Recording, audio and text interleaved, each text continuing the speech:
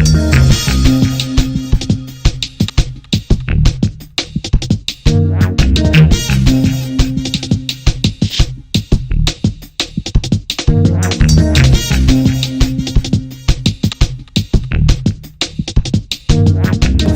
like to welcome Mr. Attila Freska from Securiport.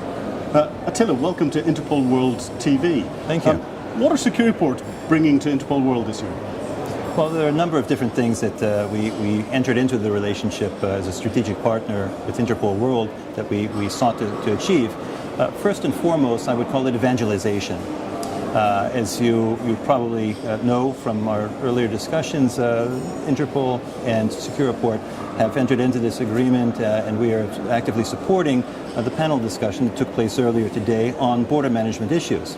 And what we see are a lot of different things that are absent in border management systems around the world, and that's essentially what Securiport does. So it's a nice relationship for us to be able to advocate the use of certain technologies which are readily available from the private sector, but not frequently enough adopted by countries around the world. Specifically, what we see is an absence in many countries as we go around doing surveys and then proposing the tools to solve their problems. We see a hesitation to adopt the tools, including identity control checks or mechanisms, including multiple modes of biometric screening measures for travelers entering and exiting countries in question. The unfortunate reality is that most countries are not doing this on a frequent and regular basis.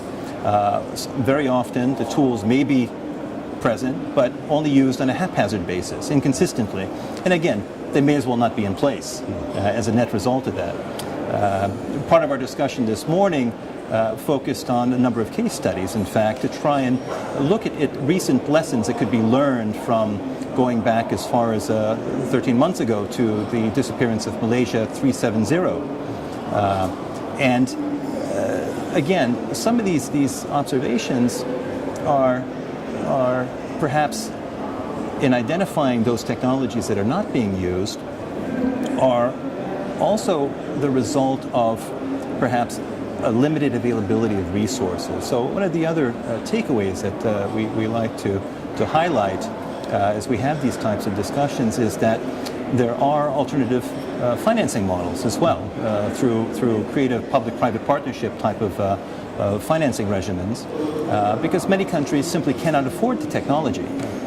In other cases, there may be a combination of factors, including a lack of political will. And of course, that's something that is beyond our control, especially as supporters of an international organization such as Interpol. But what we're hoping is a takeaway from our participation in Interpol World, really in short, is to echo the words of the Secretary General in his opening remarks this morning, and that is we want to help foster or facilitate greater collaboration and partnership through all the stakeholders, including the governments, including the private sector partners that we represent, including international intergovernment associations or agencies such as Interpol. So where do you see the biggest challenges and within those the biggest opportunities? Well, they're one and the same. You phrased the question very, very eloquently, in fact. The greatest challenge is really the adoption process, and that's why I intentionally used the word evangelization, because the financial constraints that many countries have can be overcome, whether it be through international financial organization funding for the technology, whether it be through, again, the creative financing models that are very commonly found in public-private partnership types of arrangements. But if there's not the political will, then unfortunately, many countries will pass on adopting those tools that are available right now. They're on the shelf, they just need to be used. The one thing that I think also works in our favor today in the 21st century is the fact that this is a flat world. To paraphrase Mr. Friedman, the author, of course, of The World is Flat, there are a number of pillars he identifies as the key sources for globalization and the flattening of the world. Two of them I like to always cite in these types of exchanges, and the first one, of course, is the jet age. You may recall from your own reading of the book. And that certainly has contributed to the globalization of the world, the flattening of the world, if you will. The other is, of course, the information age.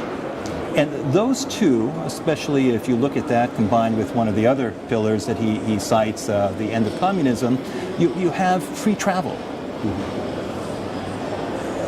In most countries around the world, you can travel. You may have a visa requirement, there may be some security screening procedure, but you can go just about anywhere today. And you can do it in 24 hours. I arrived here just yesterday morning from Washington, D.C. after about 23 hours of travel. It was long, yes, but the point is, I'm here in Asia from Washington, D.C., the opposite side of the globe. And this interaction of people creates a beautiful opportunity for diversity and exchanges between cultures and nations, but it also creates a tremendous opportunity for criminals. Attila, thank you very much indeed for taking time out to speak to us at Interpol World TV. Thank you.